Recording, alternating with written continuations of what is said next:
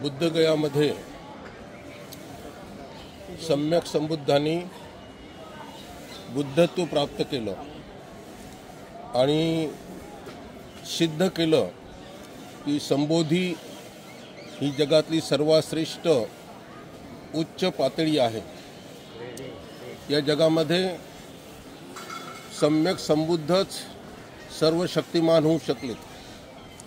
बाकी इतर लोक इतर देवी देवतांची जी नावं येतात 33 कोटी त्यांचं आणि संबोधीचं अर्थार्थी काही संबंध नाही। खरं तर हे ब्राह्मण लोकांनी आपली दुकानदारी चालवण्यासाठी निर्माण केलेले हे सगळे काही मूर्त्या फोटो आहेत। आता बुद्धगयेमध्येच बघा, हे कुठून तरी आणून त्यांनी गणपतीची मूर्ती इथं आणून बसवलेली आहे। ह्या ज्या मूर्त्या आहेत ह्या सगळ्या कृत्रिम आहेत। ह्या सर्व मूर्त्या इथं कृत्रिम बसवलेल्या आहेत। ह्या मूर्त्याचा संबंध हे संपूर्ण परिसर जो आहे हा अरहत भिक्षूंच्या पदस्पर्शाने पुनीत झालेला आहे। हे सर्व तिबेटियन लामा लोक अतिशय श्रद्धायुक्त चित्ताने या अरहतांच्या स्तूपांच्या आजूबाजूला खूप चांगल्या प्रकारे ध्यान वंदना करून आपली ध्यानाची पातळी उंचावत करत आहेत। तर हे जे देवी देवता आहेत हे इथल्या ब्राह्मणांनी आपला हक्क प्रस्थापित करण्यासाठी भविष्यामध्ये हे दाखवण्यासाठी ह्या दगडाच्या मूर्त्या ह्या आता त्या कोरलेल्या मूर्त्या आहेत। ह्या मूर्त्या काही अशा जुन्या मूर्त्या नाही आहेत। इथं मूर्तिकार खूप आहेत।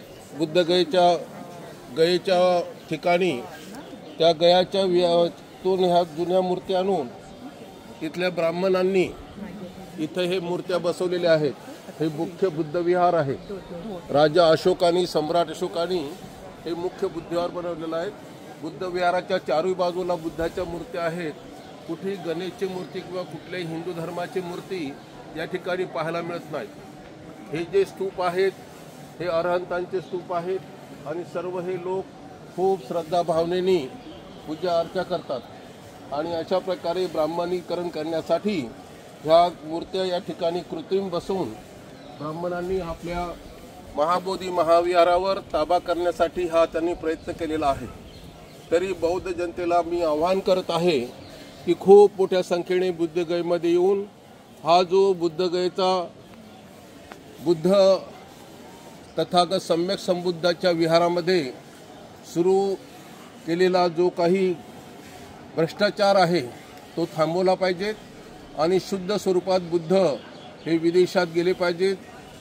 या ठिकाणी 80 देशाचे लोक बौद्ध लोक येतात, त्यांच्यासमोर हा आदर्श राहिला पाहिजे आणि म्हणून या सगळ्या विकृती इथं काढून टाकण्यासाठी हे बुद्ध विहार बौद्ध भिक्षूंच्या ताब्यात येणे गरजेचं आहे आणि म्हणून बौद्धांनी यावर विचार करावा आणि लवकरात लवकर चांगलं आंदोलन करून, आता हे आंदोलन चांगलं पेटलेलं आहे। संपूर्ण महाराष्ट्रभर मोर्चे आंदोलने होऊ लागलेले आहेत। तर इथली शासन, इथला मुख्यमंत्री हे सर्व काही या विहाराचा संबंधित आहेत। विहाराच्या दानावर इथला कलेक्टर, इथला मुख्यमंत्री हे सर्व काही अवलंबून आहेत। म्हणून ते लवकर सहजासहजी काही बुद्ध विहार ताब्यात देण्यासाठी तयार होणार नाहीत, परंतु बाबासाहेबांनी दिलेल्या घटनेनुसार आपण कायद्यात बदल करणे गरजेचं आहे आणि आपल्या हातात बुद्ध विहार घेणे गरजेचं आहे। जय भीम, नमो बुद्धाय। हे सर्व काही या ठिकाणी काढून टाकण्यासाठी आपल्याला प्रयत्न करायचे आहेत।